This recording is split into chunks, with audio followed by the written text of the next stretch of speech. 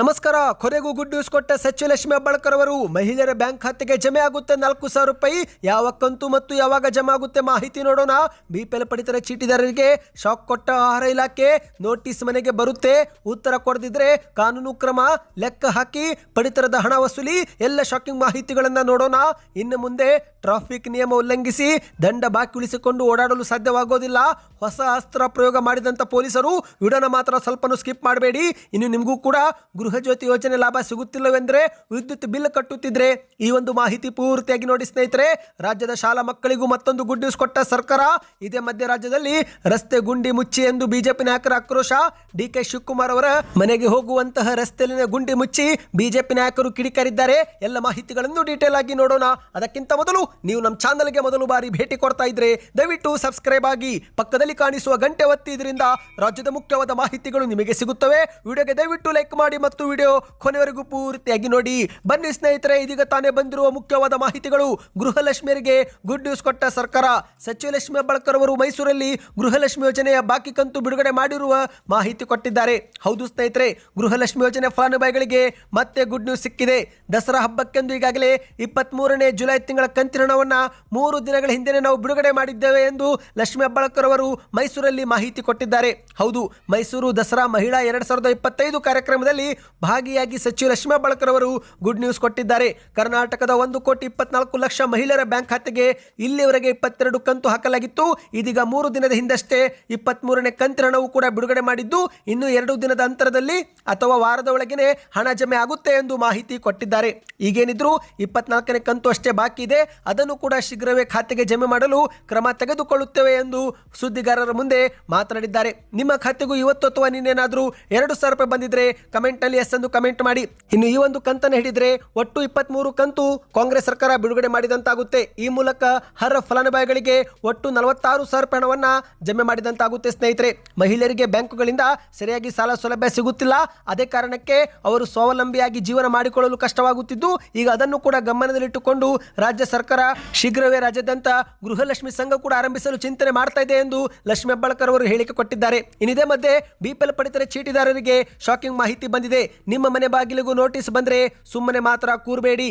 ಹೌದು ಸ್ನೇಹಿತರೆ, ಕರ್ನಾಟಕದಲ್ಲಿ ಅನರ್ಹ ಬಿಪಿಎಲ್ ಕಾರ್ಡ್ ಪತ್ತೆಗೆ ಕ್ರಮ ತೆಗೆದುಕೊಳ್ಳಲಾಗುತ್ತಿದೆ. ಇಲ್ಲಿವರೆಗೆ 12,68,097 ಅನುಮಾನಾಸ್ಪದ ಕಾರ್ಡ್ಗಳನ್ನು ಪತ್ತೆ ಮಾಡಿದ್ದು, ಈ ಪೈಕಿ ಮೊದಲ ಹಂತದಲ್ಲಿ 8 ಲಕ್ಷ ಕಾರ್ಡ್ ಅನ್ನು ರದ್ದು ಮಾಡಲು ಆಹಾರ ಇಲಾಖೆ ಮುಂದಾಗಿದೆ. ಅಷ್ಟು ಮಾತ್ರವಲ್ಲ, ಬೆಂಗಳೂರು ಒಂದರಲ್ಲೇ 1 ಲಕ್ಷಕ್ಕೂ ಅಧಿಕರು ಅನರ್ಹರಾಗಿದ್ರು ಕೂಡ ಬಿಪಿಎಲ್ ಕಾರ್ಡ್ ಪಡೆದುಕೊಂಡಿದ್ದು, ಈಗ ಈ ಒಂದು ಬಿಪಿಎಲ್ ಕಾರ್ಡ್ ಪಡೆದುಕೊಂಡಿದ್ದು ಯಾಕೆ ಎಂಬ ಕುರಿತಂತೆ ಕಾರಣ ಕೇಳಿ ನೋಟಿಸ್ ಕೊಡಲಾಗುತ್ತಿದೆ. ಈ ಒಂದು ನೋಟಿಸ್ ನಿಮಗೂ ಕೂಡ ಬಂದಿದ್ರೆ 3 ದಿನದ ಒಳಗೇನೆ ಅಗತ್ಯ ದಾಖಲೆಗಳೊಂದಿಗೆ ಲಿಖಿತ ಉತ್ತರ ನೀಡಬೇಕು ಎಂದು ಹೇಳಲಾಗಿದೆ.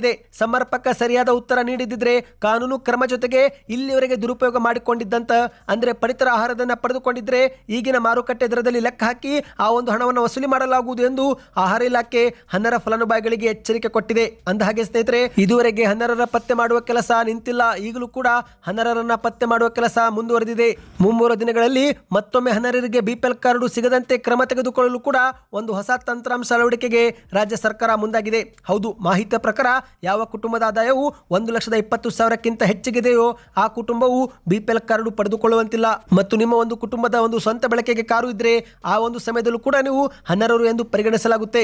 ಅದೇ ಒಂದು ಬೆನ್ನಲ್ಲೇ ಸ್ನೇಹಿತರೆ, ಈಗ ಆಹಾರ ಇಲಾಖೆ ಇಂಥವರನ್ನ ಪತ್ತೆ ಮಾಡಲು ಕೆಲವೊಂದು ಟೆಕ್ನಿಕ್ಗಳನ್ನು ಉಪಯೋಗ ಮಾಡಲು ಮುಂದಾಗಿದೆ. ಹೌದು, ಅನರ್ಹರು ಮತ್ತೊಮ್ಮೆ ಬಿಪಿಎಲ್ ಪಡಿತರ ಚೀಟಿ ಪಡೆಯುವುದನ್ನು ತಪ್ಪಿಸಲು ಪಹಣಿ, ವಾಹನ ನೋಂದಣಿ, ನೌಕರರ ಮಾಹಿತಿ, ಆದಾಯ ತೆರಿಗೆ ಇಲಾಖೆ, ಬ್ಯಾಂಕ್ನಲ್ಲಿ ಮಾಡಲಾಗುತ್ತಿರುವ ವಹಿವಾಟು ಎಲ್ಲವನ್ನು ಕೂಡ ಈಗ ಪರಿಶೀಲನೆ ಮಾಡಿದ ಬಳಿಕವೇ ಬಿಪಿಎಲ್ ಕಾರ್ಡ್ ಕೊಡಲಾಗುತ್ತೆ. ಸ್ನೇಹಿತರೆ, 3 ಹೆಕ್ಟೇರ್ಗಿಂತ ಹೆಚ್ಚು ಕೃಷಿ ಭೂಮಿ ಹೊಂದಿದ್ರು ಕೂಡ ಇನ್ನು ಮುಂದೆ ಅಂತವರಿಗೆ ಬಿಪಿಎಲ್ ಪಡಿತರ ಚೀಟಿ ಸಿಗೋದಿಲ್ಲ ಎನ್ನುವ ಮಾಹಿತಿ ಲಭ್ಯವಾಗಿದೆ. ಇನ್ನೀಗ ಇದೇ ಮಧ್ಯೆ ಮತ್ತೊಂದು ಶಾಕಿಂಗ್ ಮಾಹಿತಿ ಏನೆಂದ್ರೆ, ಇನ್ನು ಮುಂದೆ ಟ್ರಾಫಿಕ್ ನಿಯಮ ಉಲ್ಲಂಘಿಸಿ ದಂಡ ಬಾಕಿ ಉಳಿಸಿಕೊಂಡು ಓಡಾಡಲು ಸಾಧ್ಯವಾಗುವುದಿಲ್ಲ. ಹೌದು ಸ್ನೇಹಿತರೆ, ಈಗಾಗಲೇ ಒಂದು ಕಡೆಯಲ್ಲಿ ಬೆಂಗಳೂರಲ್ಲಿ ಟ್ರಾಫಿಕ್ ಸಮಸ್ಯೆಯಿಂದ ಜನರು ಬೇಸತ್ತು ಹೋಗಿದ್ದಾರೆ. ಮತ್ತೊಂದೆಡೆಯಲ್ಲಿ ಟ್ರಾಫಿಕ್ ಸಮಸ್ಯೆ ಪರಿಹರಿಸಲು ಬೆಂಗಳೂರಿನ ಸಂಚಾರ ಪೊಲೀಸರು ಕೂಡ ಹಲವು ಯೋಜನೆಗಳನ್ನು ಜಾರಿಗೆ ಮಾಡುತ್ತಿದ್ದಾರೆ. ಈಗಾಗಲೇ ಹಲವು ಜಾಗದಲ್ಲಿ ಎಐ ಆಧಾರಿತ ಕ್ಯಾಮೆರಾಗಳನ್ನು ಕೂಡ ಅಳವಡಿಸಲಾಗಿದೆ. ಸಂಚಾರ ನಿಯಮ ಉಲ್ಲಂಘಿಸಿದರೆ ನೇರವಾಗಿ ಮೊಬೈಲ್ಗೆ ದಂಡ ಕಟ್ಟುವ ಮೆಸೇಜ್ ಕೂಡ ಹೋಗ್ತಾ ಇದೆ. ಇದೀಗ ಅದಕ್ಕೂ ಒಂದು ಹೆಜ್ಜೆ ಮುಂದೆ ಎನ್ನುವಂತೆ ಎಐ ಆಧಾರಿತ ಬಿಲ್ ಬೋರ್ಡ್ಗಳನ್ನು ಹಾಕಲಾಗುತ್ತಿದೆ. ಹೌದು ಸ್ನೇಹಿತರೆ, AI ಆಧಾರಿತ ಡಿಜಿಟಲ್ ಜಾಹೀರಾತು ಫಲಕ ಅಂತಾನೆ ಹೇಳ್ಬೋದು. ಈ ಒಂದು ಬಿಲ್ ಬೋರ್ಡ್ಗಳು ರಿಯಲ್ ಟೈಮ್ನಲ್ಲಿ ಅಂದರೆ ಆನ್ ಸ್ಪಾಟ್ ನಿಮ್ಮ ವಾಹನದ ನಿಯಮ ಉಲ್ಲಂಘನೆ ಸೇರಿದಂತೆ ಬಾಕಿ ದಂಡ ಎಲ್ಲ ಮಾಹಿತಿಯನ್ನು ಡಿಸ್ಪ್ಲೇ ಮಾಡಿ ಸೂಚನೆ ಕೊಡುತ್ತೆ. ಹೌದು ಗೆಳೆಯರೆ, ಬೆಂಗಳೂರಿನ ಸಂಚಾರ ಪೊಲೀಸರು ತಂತ್ರಜ್ಞಾನವನ್ನು ಬಳಸಿಕೊಂಡು ಸಾರ್ವಜನಿಕರಲ್ಲಿ ಮತ್ತೊಮ್ಮೆ ಜಾಗೃತಿ ಮೂಡಿಸುವಲ್ಲಿ ದಿಟ್ಟ ಕ್ರಮಕ್ಕೆ ಮುಂದಾಗಿದ್ದಾರೆ. ಈ ಒಂದು ಬಿಲ್ ಬೋರ್ಡ್ಗಳು ಅತ್ಯಾಧುನಿಕ AI ಆಧಾರಿತ ಕ್ಯಾಮೆರಾಗಳನ್ನು ಹೊಂದಿದ್ದು 100 ಮೀಟರ್ ದೂರದಿಂದಲೇ ವಾಹನಗಳ ನೋಂದಣಿ ಸಂಖ್ಯೆಯನ್ನು ಸ್ಕ್ಯಾನ್ ಮಾಡಿ ಕ್ಷಣ ಮಾತ್ರದಲ್ಲೇ ರಾಷ್ಟ್ರೀಯ ವಾಹನ ಡೇಟಾಬೇಸ್ನಿಂದ ನಿಮ್ಮ ವಾಹನದ ಇಡೀ ಜಾತಕವನ್ನೇ ಪಡೆದುಕೊಂಡು ಬಾಕಿ ಇರುವ ಯಾವುದೇ ಈ ಚಲನ ಆಗಿರಬಹುದು, ಅವಧಿ ಮೀರಿದ ಮಾಲಿನ್ಯ ನಿಯಂತ್ರಣದ ಪ್ರಮಾಣ ಪತ್ರ ಆಗಿರಬಹುದು ಅಥವಾ ಇತರೆ ಸಂಚಾರ ನಿಯಮ ಉಲ್ಲಂಘನೆ ಸೇರಿದಂತೆ ಎಲ್ಲವನ್ನೂ ಕೂಡ ನೇರವಾಗಿ ಪರದೆಯ ಮೇಲೆ ಡಿಸ್ಪ್ಲೇ ಮಾಡಿ ಜನರಿಗೆ ಜಗ್ಗಾಜಾಹಿರು ಮಾಡಲಿದೆ. ಹೌದು ಸ್ನೇಹಿತರೆ, ಈ ಒಂದು ಹೊಸ AI ಬೋರ್ಡ್ಗಳು ವಾಹನ ಸವಾರರಿಗೆ ಬಾಕಿ ದಂಡ ಪಾವತಿ ಮಾಡುವುದನ್ನು ನೆನಪಿಸುವುದರ ಜೊತೆಗೆ ಸಂಚಾರ ನಿಯಮವನ್ನು ಉಲ್ಲಂಘನೆ ಮಾಡಬಾರದೆಂಬ ಕುರಿತಂತೆ ತಿಳಿ ಹೇಳಿಕೆ ಕೊಡಲು ಕೂಡ ಸಹಾಯಕವಾಗಲಿದೆ ಎಂದು ಹೇಳಲಾಗಿದೆ. ಇನ್ನೀಗ ಮತ್ತೊಂದು ಮುಖ್ಯವಾದ ಮಾಹಿತಿಗೆ ಹೋಗೋಣ. ನಿಮಗೂ ಕೂಡ ಏನಾದರೂ ಮನೆ ಬಾಗಿಲಿಗೆ ವಿದ್ಯುತ್ ಬಿಲ್ ಬರ್ತಾ ಇದ್ರೆ ಈ ತಿಂಗಳು ಎಷ್ಟು ಬಿಲ್ ಕಟ್ಟಿದ್ದೀರಾ ಕಮೆಂಟ್ ಮಾಡಿ. ಇದೀಗ ಗೃಹಜ್ಯೋತಿ ಯೋಜನೆ ಫಲಾನುಭವಿಗಳಿಗೆ ಶಾಕಿಂಗ್ ಸುದ್ದಿ ಬಂದಿದೆ. ಜಾತಿ ಗಣತಿಯಿಂದಲೇ ಹಲವರಿಗೆ ಗೃಹಜ್ಯೋತಿ ಭಾಗ್ಯ ಸಿಕ್ಕಿಲ್ಲ ಎನ್ನುವುದು ಬೆಳಕಿಗೆ ಬಂದಿದೆ. ಹೌದು, ಸಾಮಾಜಿಕ ಶೈಕ್ಷಣಿಕ ಸಮೀಕ್ಷೆಗೆ ಮನೆ ಮನೆ ಗುರುತು ಮಾಡುವ ಪಟ್ಟಿ ಮಾಡುವ ಕೆಲಸದಲ್ಲಿ ಬೆಸ್ಕಾಂ ಮೀಟರ್ ರೀಡರ್ಗಳು ಬ್ಯುಸಿಯಾಗಿದ್ದು, ಇದರ ಪರಿಣಾಮ ಆಗಸ್ಟ್ನಲ್ಲಿ ತಡವಾಗಿ ಮೀಟರ್ ರೀಡಿಂಗ್ ಮಾಡಿದ್ದರಿಂದ ಬಿಲ್ನಲ್ಲಿ ವಿದ್ಯುತ್ ಬೆಳಗ್ಗೆ ಹೆಚ್ಚಾಗಿ ತೋರಿಸಿ ಗೃಹಜ್ಯೋತಿ ಪ್ರಯೋಜನ ಸಿಗದಂತಾಗಿದೆ ಅಂತೆ. ಅಂದರೆ ಸ್ನೇಹಿತರೆ, ಪ್ರತಿ ತಿಂಗಳು ವಿದ್ಯುತ್ ಮೀಟರ್ ರೀಡ್ ಮಾಡುವವರು ನಿಗದಿತ ದಿನಾಂಕದಿಂದ ನಿಗದಿತ ದಿನಾಂಕದವರೆಗೆ ಬಳಕೆ ಮಾಡಲಾಗಿರುವ ವಿದ್ಯುತ್ ಯೂನಿಟ್ ಸಂಖ್ಯೆ ಆಧರಿಸಿ ವಿದ್ಯುತ್ ಮೀಟರ್ ರೀಡ್ ಅನ್ನು ಮಾಡ್ತಿದ್ರು. ಆದರೆ ಆಗಸ್ಟ್ ತಿಂಗಳಲ್ಲಿ ಬೆಸ್ಕಾಂ ಮೀಟರ್ ರೀಡರ್ಗಳಿಗೆ ಹಿಂದುಳಿದ ವರ್ಗಗಳ ಆಯೋಗ ಮನೆ ಮನೆಗೆ ಹೋಗಿ ಈ ಒಂದು UHID ಸ್ಟಿಕರ್ ಅಂಟಿಸುವ ಜವಾಬ್ದಾರಿ ಕೊಟ್ಟಿದ್ರು. ಇದೇ ಕಾರಣಕ್ಕೆ ಎಲ್ಲ ಮೀಟರ್ ರೀಡರ್ಗಳು ಸ್ಟಿಕರ್ ಅಂಟಿಸುವ ಕೆಲಸದಲ್ಲಿ ಬ್ಯುಸಿಯಾಗಿದ್ರು. ಅದರಿಂದ ಮೀಟರ್ ರೀಡಿಂಗ್ ಕೂಡ ತಡವಾಗಿ ಹೋಗಿದ್ದಾರೆ. ಅಂದರೆ ಸ್ನೇಹಿತರೆ, ಸಾಮಾನ್ಯವಾಗಿ 30 ದಿನಗಳ ಬಳಕೆಯನ್ನು ಪರಿಗಣಿಸಿ ಬಿಲ್ ಜನರೇಟ್ ಮಾಡುತ್ತಿದ್ರು.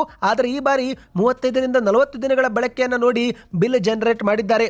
ಅದು ಮಾಸಿಕ 200 ಯೂನಿಟ್ಗಿಂತ ಹೆಚ್ಚಾಗಿ ತೋರಿಸಿದ್ದ ಪರಿಣಾಮ ಈ ಬಾರಿ ಗೃಹಜ್ಯೋತಿ ಫಲಾನುಭವಿಗಳಿಗೆ ಪೂರ್ಣ ವಿದ್ಯುತ್ ಬಿಲ್ ಭರಿಸುವಂತಾಗಿದೆ ಎಂದು ಹೇಳಲಾಗಿದೆ. ಈ ಕುರಿತಂತೆ ಸುವರ್ಣ ನ್ಯೂಸ್ನಲ್ಲಿ ಮಾಹಿತಿ ವರದಿಯಾಗಿದೆ. ಇನ್ನೀಗ ಮತ್ತೊಂದು ಮುಖ್ಯವಾದ ಮಾಹಿತಿಗೆ ಹೋಗೋಣ. ಶಾಲಾ ಮಕ್ಕಳಿಗೆ ರಾಜ್ಯ ಸರ್ಕಾರ ಮತ್ತೆ ಗುಡ್ ನ್ಯೂಸ್ ಕೊಟ್ಟಿದೆ. ಇನ್ನು ಮುಂದೆ ಸಂಜೆ ಸ್ನ್ಯಾಕ್ಸ್ ವಿತರಣೆ ಮಾಡಲಾಗುತ್ತೆ. ಹೌದು, ಈಗಾಗಲೇ ರಾಜ್ಯದ ಸರ್ಕಾರಿ ಮತ್ತು ಅನುದಾನಿತ ಶಾಲೆಗಳಲ್ಲಿ 1ರಿಂದ 10ನೇ ತರಗತಿ ಓದುತ್ತಿರುವ ವಿದ್ಯಾರ್ಥಿಗಳಿಗೆ ರಾಗಿ ಮಿಶ್ರಿತ ಬಿಸಿ ಹಾಲು ನೀಡುವ ಕಾರ್ಯಕ್ರಮವನ್ನು ವಾರದಲ್ಲಿ 5 ದಿನಗಳಿಗೆ ವಿಸ್ತರಣೆ ಮಾಡಿ ಆದೇಶ ಹೊರಡಿಸಲಾಗಿದೆ. ಇದೇ ಮಧ್ಯೆ ಶಾಲಾ ಮಕ್ಕಳಿಗೆ ಮತ್ತೊಂದು ಸಿಹಿ ಸುದ್ದಿ ಸಿಕ್ಕಿದೆ. ಅದೇನೆಂದರೆ, ಕರ್ನಾಟಕದ ಗಣಿ ಪರಿಸರ ಪುನಶ್ಚೇತನ ನಿಗಮದ ಅನುದಾನದಲ್ಲಿ ದಸರಾ ರಜೆ ಮುಗಿದ ನಂತರ ಇನ್ನು ಮುಂದೆ ಶಾಲಾ ಮಕ್ಕಳಿಗೆ ಸಂಜೆ ವೇಳೆ ವಿಶೇಷ ಪೌಷ್ಟಿಕಾಂಶ ಸ್ನ್ಯಾಕ್ಸ್ ನೀಡಲಾಗುವುದು ಎಂದು ಹೇಳಲಾಗಿದೆ. ಆದರೆ ಇದು ಕೇವಲ ಬಳ್ಳಾರಿ, ಚಿತ್ರದುರ್ಗ, ವಿಜಯನಗರ ಮತ್ತು ತುಮಕೂರು ಜಿಲ್ಲೆಗಳ ಸರ್ಕಾರಿ ಶಾಲಾ ಮಕ್ಕಳಿಗೆ ಮಾತ್ರ ಸೌಲಭ್ಯ ಸಿಗಲಿದೆ. ಹೌದು, ಗಣಿ ಬಾಧಿತ ಪ್ರದೇಶಗಳ ಅಭಿವೃದ್ಧಿಗಾಗಿ ಕರ್ನಾಟಕದ ಗಣಿ ಪರಿಸರ ಪುನಶ್ಚೇತನ ನಿಗಮದ ಅನುದಾನದಿಂದ ಮಕ್ಕಳ ಆರೋಗ್ಯ ರಕ್ಷಣೆಗೆ ಈ ಒಂದು ಹಣವನ್ನು ಈಗ ಬಳಸಿಕೊಳ್ಳಲಾಗುತ್ತಿದೆ. ಎಲ್ಲ ಸರ್ಕಾರಿ ಶಾಲೆಗಳ ಮಕ್ಕಳಿಗೆ 1ರಿಂದ 10ನೇ ತರಗತಿ ಓದುತ್ತಿರುವ ವಿದ್ಯಾರ್ಥಿಗಳಿಗೆ ಇನ್ನು ಮುಂದೆ ಒಂದು ವಾರದಲ್ಲಿ 1 ದಿನ KMF ನಂದಿನಿ ಪೇಡ ಅಥವಾ ಮೈಸೂರು ಪಾಕ್ ಕೊಡಲಾಗುವುದು. ವಾರದಲ್ಲಿ 4 ದಿನ ಹಣ್ಣುಗಳನ್ನು ಕೊಡಲಾಗುವುದು ಮತ್ತು 2 ದಿನ ಬೇಯಿಸಿದ ತರಕಾರಿ ನೀಡಲು ಈ ಒಂದು ಅನುದಾನವನ್ನು ಬಳಕೆ ಮಾಡಲಾಗುವುದು ಎಂದು ಹೇಳಲಾಗಿದೆ. ಸ್ನೇಹಿತರೆ, ಇದು ಸರ್ಕಾರಿ ಶಾಲಾ ಮಕ್ಕಳಿಗೆ ಮಾತ್ರ ಲಭ್ಯವಾಗಿದೆ. ಇನ್ನೀಗ ಕೊನೆಯ ಮುಖ್ಯವಾದ ಮಾಹಿತಿಗೆ ಹೋಗೋಣ. ಸ್ನೇಹಿತರೆ, ಈಗ ಕರ್ನಾಟಕದಲ್ಲಿನ ರಸ್ತೆ ಗುಂಡಿಗಳ ವಿಚಾರ ದೇಶಾದ್ಯಂತ ಸದ್ದು ಮಾಡ್ತಾ ಇದೆ. ಇತ್ತೀಚೆಗಷ್ಟೇ DK ಶಿವಕುಮಾರ್ ಅವರು ಬೆಂಗಳೂರಲ್ಲಿ ಮಾತ್ರವಲ್ಲ ದೇಶಾದ್ಯಂತ ಎಲ್ಲೆಡೆ ಗುಂಡಿಗಳು ಇದ್ದೇ ಇದೆ. ಮಳೆಯಾದಾಗ ಗುಂಡಿಗಳು ಸಹಜವಾಗಿ ಬರುತ್ತವೆ. ಇನ್ನು ನವದೆಹಲಿಯಲ್ಲಿ ಪ್ರಧಾನಿ ಮೋದಿಯವರ ಮನೆ ಅಕ್ಕಪಕ್ಕದಲ್ಲೇ ರಸ್ತೆಗಳಲ್ಲಿ ಗುಂಡಿ ಬಿದ್ದಿವೆ, ಅಲ್ಲಿ ಹೋಗಿ ನೋಡಿ ಎಂದು ಮಾಧ್ಯಮಗಳ ಮುಂದೆ ಹೇಳಿಕೆಯನ್ನು ಕೊಟ್ಟಿದ್ರು. ಈಗ ಇದೇ ಮಧ್ಯೆ DK ಶಿವಕುಮಾರ್ ಅವರ ಮನೆಗೆ ಹೋಗುವ ರಸ್ತೆ ಗುಂಡಿ ಮುಚ್ಚಿ ಬಿಜೆಪಿ ನಾಯಕರು ಪ್ರತಿಭಟನೆ ಮಾಡಿದ್ದಾರೆ. ಹೌದು ಸ್ನೇಹಿತರೆ, ರಸ್ತೆ ಗುಂಡಿಗಳ ವಿರುದ್ಧ ಈಗಾಗಲೇ ರಾಜ್ಯಾದ್ಯಂತ ರಸ್ತೆ ತಡೆ ಮಾಡಿ ಬಿಜೆಪಿ ನಾಯಕರು ಆಕ್ರೋಶ ವ್ಯಕ್ತಪಡಿಸಿದ್ದು, ಇತ್ತ ಬೆಂಗಳೂರಲ್ಲಿ ಛಲವಾದಿ ನಾರಾಯಣಸ್ವಾಮಿ ನೇತೃತ್ವದಲ್ಲಿ ಮತ್ತೆ ಬಿಜೆಪಿ ನಾಯಕರು DK ಶಿವಕುಮಾರ್ ಅವರ ಮನೆಗೆ ಹೋಗುವ ರಸ್ತೆ ಗುಂಡಿ ಮುಚ್ಚಿ ಮಾಧ್ಯಮಗಳ ಮುಂದೆ ಕಿಡಿಕಾರಿದ್ದಾರೆ.